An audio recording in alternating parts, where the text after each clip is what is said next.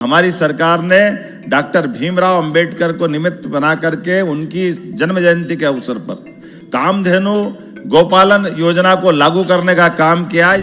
मध्य प्रदेश के मुख्यमंत्री मोहन यादव ने राज्य के दूध उत्पादन को बढ़ावा देने के लिए एक नई योजना की घोषणा की और कहा कि इस योजना का नाम डॉक्टर भीमराव अंबेडकर के नाम पर रखा जाएगा और 14 अप्रैल को उनकी 134वीं जयंती के अवसर पर इसे लॉन्च किया जाएगा।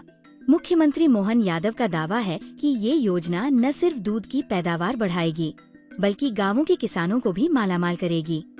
सहकारिता विभाग के माध्यम से जब हम ये आयोजन को कर रहे हैं तो जो एक साथ जब मैंने प्रारंभ में बात कही है कि नीचे के स्तर तक भी बहुउद्देशीय समितियों के माध्यम से जोड़ करके जो कल्पना की है, हमारे लिए तो ये और महत्व की बात है।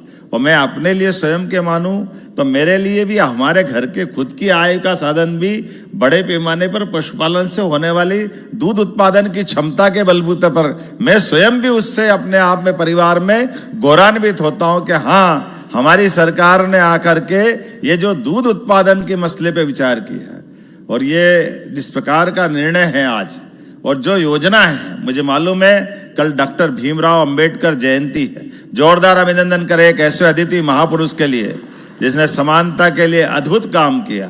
और हमारी सरकार ने डॉक्टर भीमराव अंबेडकर को निमित्त बना करके उनकी जन्म जयंती के अवसर पर कामधेनु गोपालन योजना को लागू करने का काम किया है, जो कल के बाद माननीय लखन पटेल जी ने बताया। जोरदार अभिनंदन करें।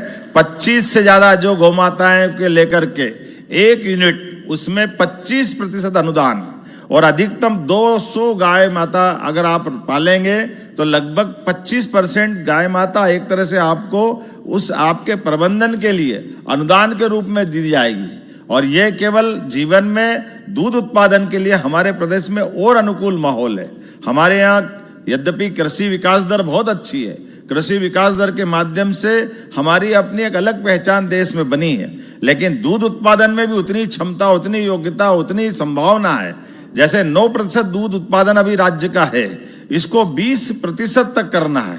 और ऐसे में जब हमारा फॉरेस्ट का एरिया बहुत बड़ा है, खेती के लिए मान लो जमीन नहीं है, लेकिन पशुपालन के लिए तो मना नहीं है, बहुत अच्छे से पशुपालन कर सकते हैं। और पशुपालन में भी उन्नत पशु के माध्यम से जब से ये योजना आई है, हर जगह हर स्थान पर उत्साह उमंग के साथ हर एक कोई किसी बात की बधाई दे न दे, पशुपालन की बात जैसे ही करते हैं ऐसा लगता है जिसके घर में गाय वो सब गोपाल, जिसके घर में गाय का कुल वो घर घर गोकुल। जो ये बात करते क्या इसलिए हम वृंदावन बनाने निकले हैं, तो आनंद से झूम उठता हर सभा हर स्थान पर। ये इतना उमंग देता है कि हमारे अपने लिए परमात्मा की दया से हजारों साल से अपने इस देश के अंदर ऐसा माना जाता दूध दही की नदियां बहती थी, लेकिन काल के प्रवाह में और खास करके गाय माता के दूध को लेकर मैं स्पष्ट बोलना चाहूंगा कि गाय माता के दूध के मामले में तो दूध फेट से लेंगे, ये बड़ी सावधानी से बोलने वाली बात थी। फेट मतलब केवल भैंस का लेंगे,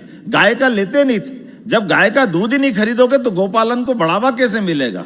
अब जब ये शुद्ध रूप से बात आ रही कि केवल गाय का दूध खरीदेंगे, मतलब गाय का भी खरीदेंगे भैंस का भी खरीदेंगे। अभी तक जितने दुग्ध संघ थे, कोई गाय का दूध लेने के मामले में जवाबदारी के साथ कहना चाहूंगा सारे के सारे दुग्ध संघ हाथ जोड़ते थे, भैया फेट के मामले में आ जाओ। ये अलग बात है कि दूध वाले पानी मिला के भैंस का दूध गाय का दूध वो टंकी चलाते रहते थे। यहां से लेके वहां तक गाय का दूध बाजार में मिलता था, लेकिन कोई दूध उत्पादक घर से अपना गाय का दूध बेचने जाए तो गाय का दूध नहीं खरीदते थे। मुझे इस बात का संतोष है, अब सरकार डंके की चोट गौमाता का दूध खरीदेगी और किसानों की जिंदगी बेहतर करने के लिए यशस्वी प्रधानमंत्री माननीय गृह मंत्री जी के नेतृत्व में आगे बढ़ेगी।